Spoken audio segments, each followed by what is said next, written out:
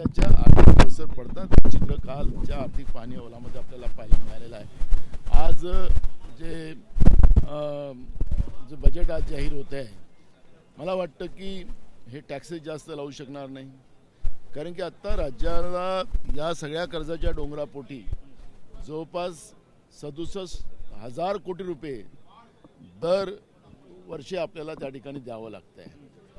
कर्जाचं डोंगर वाढत चाललेलं आहे, त्यामुळे आता ही परिस्थिती जी आलेली आहे त्याच्यामुळे हे व्याजामध्ये जे पैसे आपले चाललेत त्या व्याजाच्या पैशामध्ये आपली जी परिस्थिती आहे त्याच्यामुळे बाकी व्यवस्था आपल्या सगळ्या ढासळलेल्या आहेत। आणि हा जो राज्याच्या विकासाचा फुगा हे सरकार दाखवते आहे तो आता या आर्थिक विषमतेमुळे फुटेल अशा पद्धतीची परिस्थिती झालेली आहे। आज हे कुठल्या कुठल्या गोष्टीवर टॅक्सेस लावतात ते आपल्याला कळेल। दुसरं महत्त्वाचं आहे की आता टॅक्सेस दाखवणारच नाही, कारण की ती GSTमध्ये त्यांना केव्हाही त्या GSTमध्ये मोदी साहेबांनी ते कृपा करून ठेवलेलीच आहे, त्यामुळे विदाऊट टॅक्सेसचं हा बजेट येणार, याच्यामध्ये कुठलंही दोमत नाही की आम्ही जनतेवर कुठला टॅक्स लावला नाही, असं पद्धतीचं बजेट येईल असं मला अपेक्षित आहे। आणि मग GSTच्या माध्यमातून जनतेला आम्ही लुटू अशा पद्धतीची व्यवस्था हे सरकार करेल। या सगळ्यामध्ये महत्त्वाचं ते म्हणजे कर्ज वाढलेलं आहे महाराष्ट्राच्या वरचं, मात्र याच्यामध्ये ज्या योजना आहेत त्यामुळं आणखी कर्ज वाढताना पाहायला बघा, सरकारच्या कर्ज धोरणाच्या ह्याच्यामध्ये जे कर्ज सरकारने घेतलेलं आहे त्या कर्जाचं रिटर्न कुठून दिसत आपल्याला पाहायला मिळत नाही आहे। एक्सप्रेस वे असतील, समृद्धी मार्ग असतील, ब्रिजेस असतील, याच्यामधून पाहिजे त्या पद्धतीचं रिटर्न या सरकारजवळ नाही। त्यामुळे आता लाडक्या बहिणीला बदनाम करून नाही चालणार, त्या योजनांमध्ये या सगळ्यांचा समावेश त्याच्यामध्ये व्हावा, लोकांना त्याचा फायदा मिळावा, कारण की सरकार नफ्यासाठी काम करत नाही, जनतेसाठी काम करते, पण हे सरकार मुठभर उद्योगपतींसाठी काम करते आहे आणि त्याचे परिणाम महाराष्ट्राच्या आर्थिक कारणावर आणि महाराष्ट्राच्या आर्थिक जी स्थिती आहे ती बिघडवण्यामध्ये या ठिकाणी या सरकारने जाणीवपूर्वक हे सगळे प्रयत्न केलेले आहेत असं चित्र आपल्याला पाहायला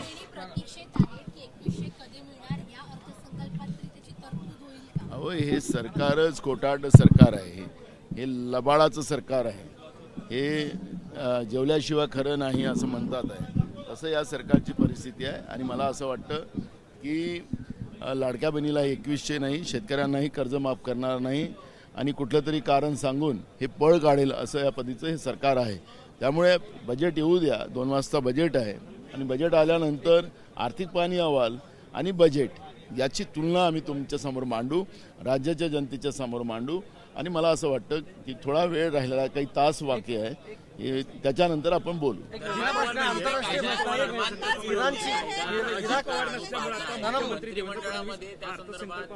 मंजुरी देण्यात आलेली आहे, कशा प्रकारे बघताय याकडे? कुठंतरी जे काही विशिष्ट वर्ग आहे किंवा विशिष्ट समाज आहे त्यांच्या विरोधात कुठेतरी आक्रमक बघा, हे सरकार मुद्दामून काही धर्माच्या लोकांना टार्गेट करत आहे। या सरकारचे मंत्री असतील, आमदार असतील, हे टार्गेट करतात आहे। ज्यांनी संविधानाची शपथ घेऊन हे इथपर्यंत पोहोचलेत, त्या संविधानामुळे हे इथपर्यंत आलेत, त्या संविधानालाच हे मानायला तयार नाही। धर्म जबरदस्तीनं कोणी बदलवला जात असेल तर त्याच्यासाठी ऑलरेडी आपल्या राज्याचा कायदा आहेच, त्याच्यामुळे काही त्याला वेगळा कायदा करायची गरज नाही आहे। कोणालाही कुठल्या धर्मामध्ये जायचं असेल तर त्याला त्याची स्वेच्छा असते, कोणी जबरदस्ती कुठला धर्मांतर करत असेल तर त्याच्यावर कारवाई करण्याचे अधिकार राज्य सरकारला आहे, त्याला वेगळा कायदा करायची गरज नाही। पण या पद्धतीच्या गोष्टी टाकून जनतेचे जे मूळ प्रश्न आहेत त्याला डायव्हर्ट करण्याचा प्रयत्न हे सरकार जाणून बुजून करते। या सरकारने काही आपली पिलावड तशी सोडून ठेवलेली आहे, त्यांच्याकडे हेच जबाबदारी दिलेली आहे। एक प्रश्न आहे, इराकची एक युद्ध नौका मंत्रिमंडळातला जर का एखादा निर्णय असेल आणि अधिवेशन सुरू असेल तर त्या संदर्भातली माहिती ही दिली जात नाही किंवा मग हे काही करू शकतात। आपण पाहिलं की धनंजय मुंडेचा जेव्हा राजीनामा झाला त्यावेळेस त्यांनी बाहेरच मुख्यमंत्र्यांनी सांगितलं, त्यांना विधानसभेचं सभागृहाचं घेणं देणं नाही, काही घेणं देणं नाही, यांना सगळे नियम यांना, कारण की संविधानिक व्यवस्था आणि सांसदीय व्यवस्था यांना मान्यच नाही। हे मुजोर झालेले लोक आहेत, त्यामुळे या मुजोर लोकांबद्दल काय बोलावं असं निर्माण झालं। एक प्रश्न आहे, इराकची एक युद्ध मात्र अजित पवार आता अपघाती निधन त्यांचं झालेलं आहे, देवेंद्र फडणवीस हा अर्थसंकल्प मांडणार आहे, जी आर्थिक तयारी अर्थसंकल्पाची अजित पवारांनी केली होती त्याला न्याय देवेंद्र फडणवीस देतील असं मूळ प्रश्न आहे की माझ्या मित्राला खूप वर्षापासून बजेट मांडायची इच्छा होती आणि मी तुम्हाला अजून एक गोप्य सपोर्ट करतो की BJPनी सुरू केलेलं होतं की अर्ध खातं आपल्याकडे घ्यायचं आणि मुख्यमंत्र्यांना द्यायचं, अशा पद्धतीचा एक प्रयत्न सुरू झाला होता. अजित पवार असतानाच झालेला होता. पण आता अपघाती मृत्यू त्यांचा झाला की घातपाताने झाला हा वेगळा चर्चेचा विषय आहे. पण आता पहिल्यांदा त्यांचं स्वप्न पूर्ण झालेलं आहे बजेट मांडण्याचं, आणि म्हणून मला मित्राला शुभेच्छाही देतो मी. पण जनतेला महाराष्ट्राचा न्याय मिळाला पाहिजे, राज्याच्या शेतकऱ्याला न्याय मिळाला पाहिजे, राज्याच्या बेरोजगाराला न्याय मिळाला पाहिजे, गरिबाला न्याय मिळाला पाहिजे, हीच आमची अपेक्षा. एक प्रश्न आहे, इराकची एक युद्धनौका भारतात आली होती, राष्ट्रपतींच्या समोर प्रेझेंटेशन झालं होतं, त्याच्यावर हल्ला झालेला आहे, 80 जण ठार झालेले आहेत. भारत सरकारकडून एक चकार शब्दही काढला जात नाही. त्याचे परिणाम आपल्याला आता भोगावे लागतात आहेत. आपण पाहिलं असेल की इराणनी जे काही प्रतिबंध त्या ठिकाणी त्यांच्या समुद्रात लावलेले आहे, चीन आणि रशियाला त्यांनी मोकळं ठेवलं आणि भारताला त्या ठिकाणी अजून परवानगी दिली नाही.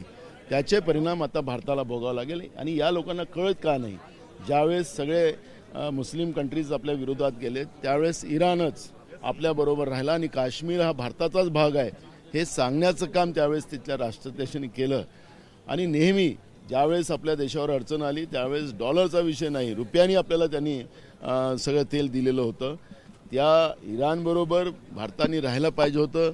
पण आता एप्स्टीन फाईलचा फरक आहे की काय आहे की अमेरिका आणि इस्रायल या दोन देशाच्याच इशाऱ्यावर आपल्या देशाचे प्रधानमंत्री नाचतात आहेत का, असा प्रश्न निर्माण झालेला आहे. आणि त्याचे परिणाम आता देशाच्या जनतेला भोगावे लागले.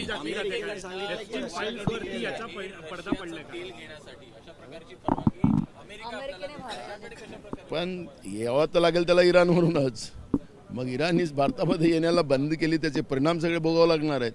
त्यामुळे उद्याच्या काळामध्ये भारताला या विदेश नीती जी आहे त्या विदेश नीतीमध्ये नरेंद्र मोदी सबसेल फेल झालेले आहेत हे याच्यातून स्पष्ट आपल्याला पाहायला मिळत आहे. आणि ज्या पद्धतीनं ट्रम्प आपल्या देशाच्या प्रधानमंत्र्याला धमकवतात की एका मिनिटात तुमचं राजकारण संपवू, त्याचं उत्तर आपल्या देशाचे प्रधानमंत्री देत नाही, म्हणजे दाल में काला आहे. आणि त्याच्यामुळे देशाला याचे सगळे परिणाम भोगावे लागतात. थँक्यू. ABP माझा, उघडा डोळे बघा नीट.